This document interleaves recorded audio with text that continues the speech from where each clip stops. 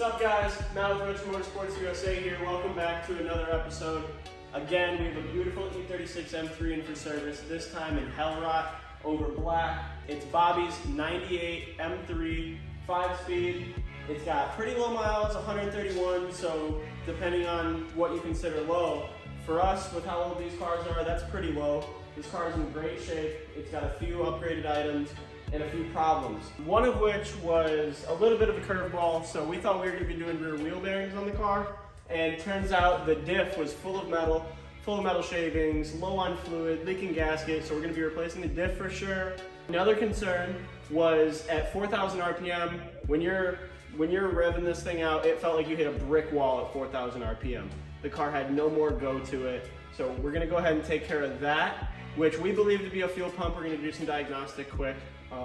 We should be replacing the fuel pump, the diff, and a few other things here and there, so stay tuned. Hey guys, Matt here. We got Bobby's car with us. We got the old fuel pump removed, and here is our new pump. So we are not replacing the sending unit because it works fine. We are just replacing the pump itself. Hey guys, we got Bobby's car here with us. I just got the old sending unit with the fuel pump removed, and now we're gonna go ahead and replace our fuel pump. We have a nice Bosch unit here. Comes with some rubber bushings, a hose, some clamps. So I'm gonna go ahead and get this disassembled and get our new pump put on. You can see here I vacuumed out what was above the pump, and I got a few tools laying in the back. Got the sending unit and the pump assembly out. Now I'm gonna be very careful with this. We don't wanna mess anything up like the level sensor here. This is a float here that just floats at the tank.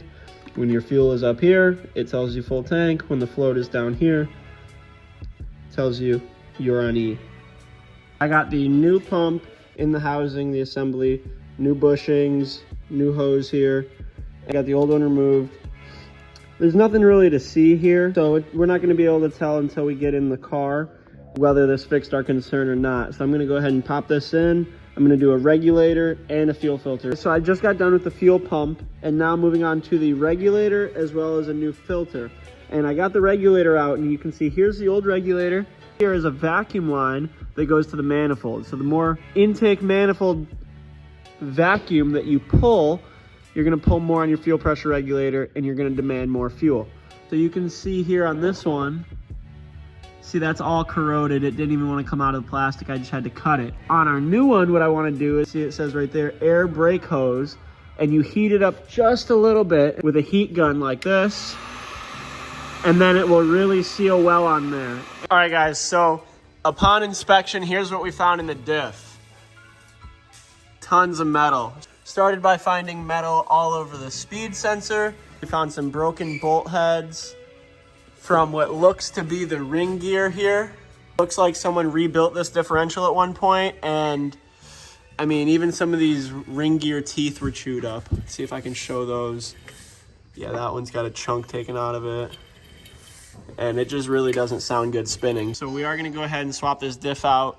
I think we're gonna go from a 323, which is factory for these 5-speed coupes, to a 3.38 from an automatic late model. Stay tuned for that. I'm still unsure. So we're gonna take care of the diff bushings, front and cover as well. Got Bobby's car up on the lift still. I'm getting the oil drained. We got some liquid moly 1060 we're gonna be putting in, changing the filter. I just changed out the engine mounts. Back here on the diff, we got an AKG bushing pressed into the subframe, and we got them pressed into our diff cover. I sealed the diff up, just waiting for the sealant to dry, and then we'll pour some fluid in and get it tossed back in. So while we got Alex back here cranking away on this beautiful E30 M3 we got in the shop, surprise V10 under the hood, I'm still cranking away on Bobby's M3. I got the differential in and bolted up, axles bolted up, bushings done. This front brace back on with our new AKG bushing in here. Sway bar back in. So we are wrapping up the diff, and we're gonna move on to some other stuff we've been working on with this one. So as we get close to finishing up here with Bobby's car, we just got a few more things to take care of. One of them being these door handle gaskets and trim. So you can see how those are all cracking. Very common on E36s at this age. can see this one's a little worse. So FCP supplies these ones. OEM BMW, part number ending in 441 and 442. They're pretty cheap, pretty easy to install, so we're gonna knock these out.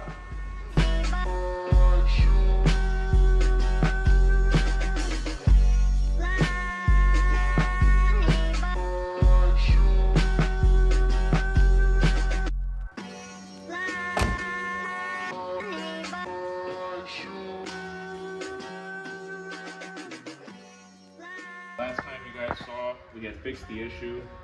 Unfortunately though, the problem came back again. So we scanned the car originally through the OBD2 port inside the car. Didn't get any luck, it didn't pull any codes, it seemed fine. But there's actually a diagnostic port under the hood. When we scanned it through there, we found that there was a crank sensor code. We kind of wanted to make sure that that was the only code that was relevant in the car. That's all we were able to find. So pulled the manifold. We tried to get it from underneath the car. In some instances, depending if you had, not all the bracketry or hoses, it might be possible, but we had to pull the manifold. Really get easier from there though. The bolt on the crank sensor itself broke due to old age, probably a little bit of rust. It had never been changed before. Just kind of how things go, unfortunately. We did manage to drill it out. We drilled out the hole where the bolt went, and we put a new bolt in there. We also have a new crank sensor. Now though, we're gonna reassemble, and as soon as we get that back together, we'll go ahead and show you guys where we're at. Hopefully, that's it. All right, so let me try to show you guys the concern we're having with Bobby's M3s. First gear, you run it out. Second gear, watches just after 4,000 RPM. This car falls on its face. You ready? And full throttle. See that? I guess it's right before 5 right there. Again in third. That's not me letting up. That is the car falling right on its face.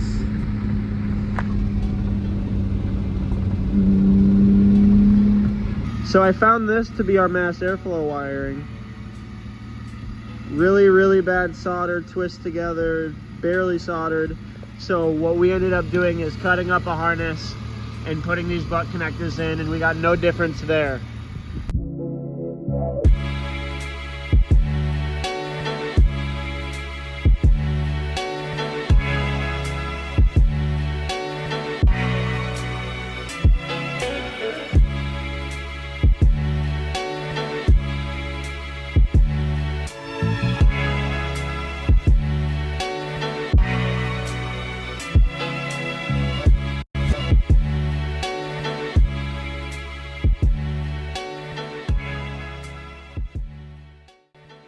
So we've got the valve cover off the car. We've got the Vanos unit disassembled. Last time you guys saw, we were still digging into the potential issue.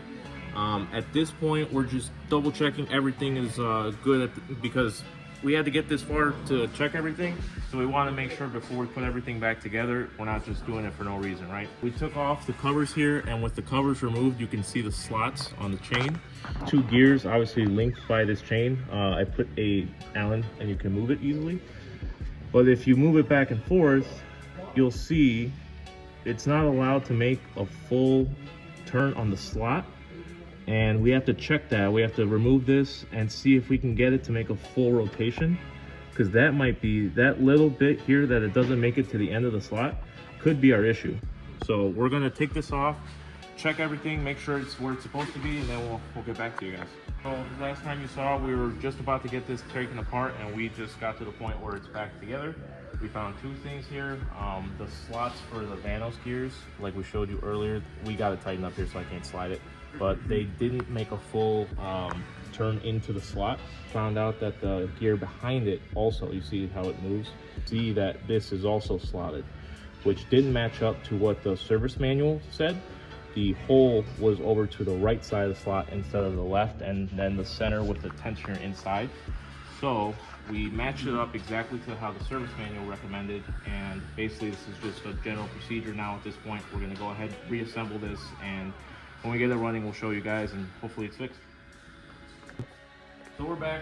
We got the car buttoned up. Last time you guys saw, we had the valve cover off, and we were looking at the differences with the slots and the Vanos, making sure everything was correctly timed.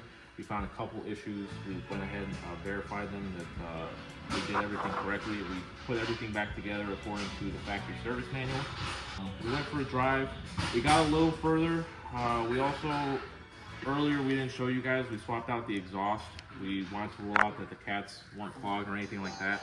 We put a different exhaust in it and went for a drive after we did this as well. And we got to about 5,500 RPM, which obviously is better than where we were at before we hit a wall right before 4,500 RPM. But still not fixed, still not verified. You guys see me with this in my hand. We were able to disconnect this while the manifold was still on. Luckily, this doesn't have a clip, it just undoes itself. So we removed this. Obviously the car throws a knock sensor code, but we went for a test drive and thankfully the issue is now gone. We're gonna have to keep doing tests and make sure that the issue is gone for sure, and we verify the repair and all that. But as long as that holds true, then we're just gonna replace the knock sensor, put everything back together. Hopefully that's the end of this.